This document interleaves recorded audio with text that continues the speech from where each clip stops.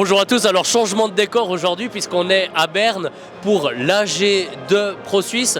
Alors comme vous voyez c'est assez impressionnant, on se trouve dans d'anciennes écuries, on est dans un décor qui est un ancien décor militaire alors qui est revenu à la vie civile. C'est assez intéressant de voir les gens en fait qui soutiennent ProSuisse, notamment en Suisse allemande. On est dans un environnement où c'est pas de l'artisanat, c'est sérieux et on voit que la défense de la neutralité suisse par rapport à tous ceux qui rêvent de notre soumission est vraiment bien organisée.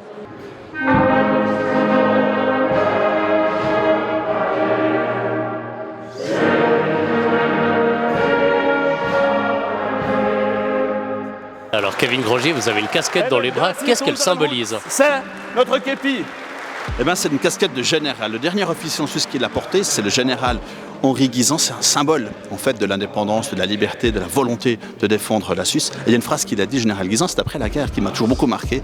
Il disait, aussi universel que puissent être les problèmes, il y aura toujours pour y répondre une solution suisse. Et c'est ça qu'on fait ici chez ProSuisse. Pensez en Suisse et agissez en Suisse.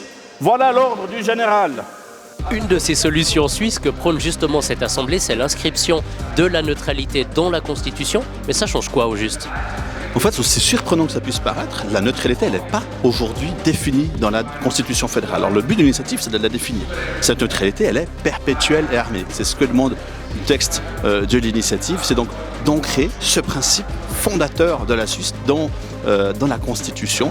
Au jour d'aujourd'hui, c'est devenu nécessaire, tant ce terme a été galvaudé par la classe politique ces dernières années. Et à ceux qui doutaient en Suisse de la capacité de la Suisse à se défendre, Guisan leur répondait que cette attitude n'était digne ni d'un Suisse, ni d'un soldat.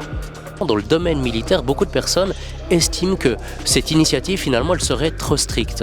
Alors, il n'y a rien de plus faux. L'alinéa 2 du texte de l'initiative prévoit explicitement que la Suisse peut continuer à coopérer dans le domaine opératif avec des armées étrangères. Le général Guisan lui-même, en fait, il avait coopéré, il avait prévu des plans communs de défense de la Suisse avec la France contre l'hypothèse d'une attaque depuis le nord ou depuis le nord-est. Donc rien de nouveau, cette initiative ne changera rien à cette aptitude qu'aura l'armée suisse à continuer à coopérer avec les armées étrangères.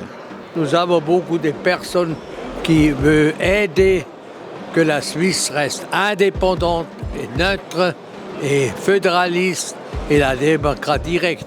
Ça sont les piliers de Suisse. Pour ça, notre situation dans l'économie et dans la liberté, c'est meilleur que dans les autres pays. Si nous avons une crise, qu'est-ce qu'il faut faire dans une crise? Il ne faut rien faire.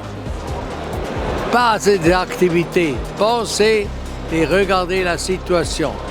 Quand on regarde, on a une table, les romans. Il y a de plus en plus de gens, mais on part de beaucoup plus bas. Pourquoi, à votre avis? Oui, malheureusement, nous avons perdu dans la votation de l'espace économique européen, la Suisse romande. J'ai lu que dans les sondages, les romans sont aussi contre l'entrée dans l'Union européenne. Ça, c'est déjà un succès. Christophe Blorer nous a accordé quelques réponses à nos questions. Bien des années après qu'il a quitté le Conseil fédéral, il reste fidèle au milieu qu'il a créé derrière lui, qui continue aujourd'hui de se développer.